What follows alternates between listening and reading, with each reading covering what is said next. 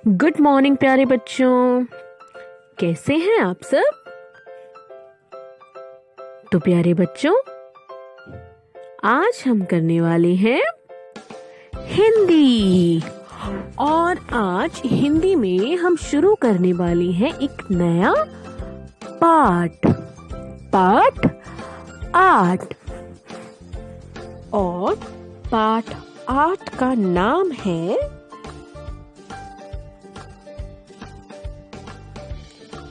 सूरज और बादल। तो चलिए प्यारे बच्चों, शुरू करते हैं।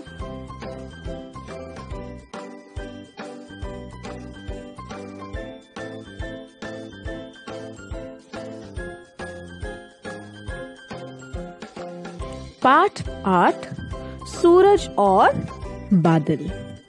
एक बार सूरज और बादल झगड़ पड़े। एक बार सूरज और बादल झगड़ पड़े। सूरज कहता मैं बड़ा हूँ। सूरज कहता मैं बड़ा हूँ। बादल कहता मैं बड़ा हूँ। प्यारे बच्चों, एक बार क्या हुआ, सूरज और बादल दोनों झगड़ पड़े। दोनों के बीच में झगड़ा हो गया। और झगड़ा क्यों हुआ? क्योंकि सूरज कहता है कि मैं बड़ा हूँ और बादल कहता है कि मैं बड़ा हूँ। इसलिए इन दोनों का झगड़ा हो गया, क्योंकि दोनों ही कहने लगे कि वो एक दूसरे से बड़े हैं।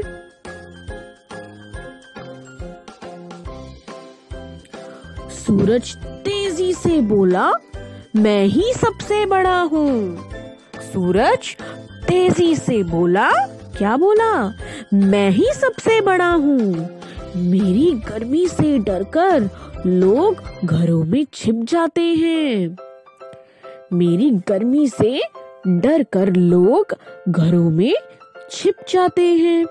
जब गर्मियों में बहुत ज्यादा गर्मी होती है, बाहर बहुत ही ज्यादा जो है सूरज गर्मी दे रहा होता है, या ये कहें कि सूरज बाहर जब बहुत ही ज्यादा चमक रहा होता है, तो क्या आप लोग बाहर रहते हैं? जब बाहर बहुत ज्यादा गर्मी होती है तो क्या आप बाहर रहते हैं या फिर घर में रहते हैं?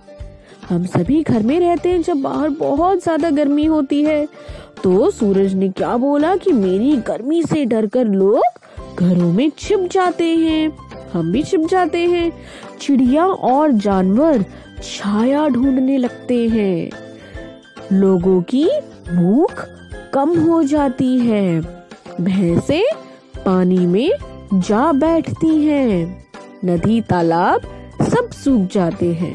अब सूरज ने क्या कहा? मैं ही सबसे बड़ा हूँ।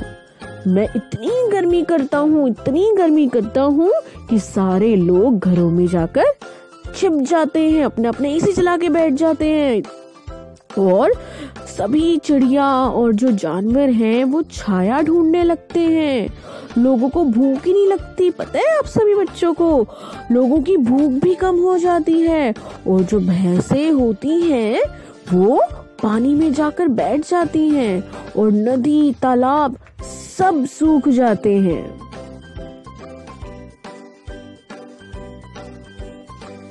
बादल भी कुछ कम न था, वह जोर से गरजा। अब बादल भी कुछ कम न था, वह जोर से गरजा और बोला मत भूलो कि मेरे छा जाने पर तुम कहीं दिखाई नहीं देते। जब आसमान में बादल जो है वो छाए हुए होते हैं तो क्या आपको कभी सूरज दिखता है? नहीं। तो बादल ने क्या कहा कि मत भूलो, मेरे छा जाने पर तुम कहीं दिखाई ही नहीं पड़ते। तुम तो दिखाई ही नहीं पड़ते हो अगर एक बार मैं आसमान में छा जाऊं। मैं बरसकर सभी कुएं, तालाब, नदियां भर देता हूँ। सूरज ने क्या कहा था कि मैं क्या करता हूँ? सभी तालाब, कुएं, नदियां सबको सुखा देता हूँ। लेकिन बादल ने क्या कहा कि मैं बरसना मतलब वर्षा करना, मैं बरस कर सभी कुएं, तालाब, नदियां भर देता हूँ। लोग हमेशा मुझे कितने प्यार से बुलाते हैं, बादल आ, कौन पूछता है तब तुम्हें। अब हम सब क्या करते हैं, कभी हम ये कहते हैं कि बहुत ज्यादा गर्मी हो जाए, हम कभी भी नहीं कहते, हमें भी बारिश अच्छी लगती है। तो यहाँ बादल क्या कहता है कि लोग हमेशा मुझे प्यार से बुलाते हैं। कैसे बुलाते हैं? बादल आ, कौन पूछता है तब तुम्हें। अब बादल क्या कहता है सूरज से कि जब लोग मुझे प्यार से बुलाते हैं तब उस समय तुम्हें कौन पूछता है, तुम्हें कोई याद भी नहीं करता। सूरज बोला, अरे बादल, तुम मेरी ही गर्मी से बने हो। नदियों, कुओं, तालाबों और समुद्र के पानी को मैंने अपनी गर्मी से सुखाया, तुम्हें जमीन से आसमान तक पहुंचाया, और तुम हो कि घमंड के मारे सिर पर चढ़े जा रहे हो। आप सभी को पता है, जो नदियां, कुएं, तालाब, समुद्र, इन सब में जो पानी होता है, जब सूरज की गर्मी से ये क्या करते हैं, ये सूखते हैं। ये क्या होता है, ये भाप बनकर आसमान में चले जाते हैं और फिर बनते हैं बादल, और फिर क्या होता है, बारिश होती है। तो सूरज ने बादल को क्या कहा कि तुम तो मेरे ही सुखाए हुए पानी से बने हो। मैंने अपनी गर्मी से सभी तालाब, कुएं, नदियां, समुद्र सब कुछ सुखा दिया।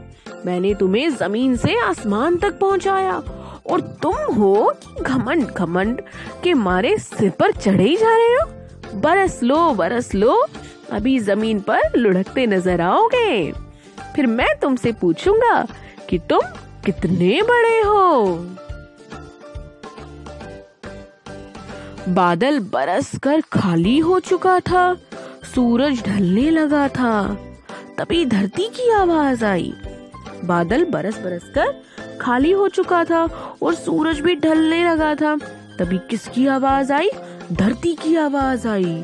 सूरज और बादल ने सुना, वह कह रही थी, तुम दोनों ही बड़े हो। धरती ने क्या कहा कि तुम दोनों ही बड़े हो, तुम दोनों के बिना भला कौन रह सकता है।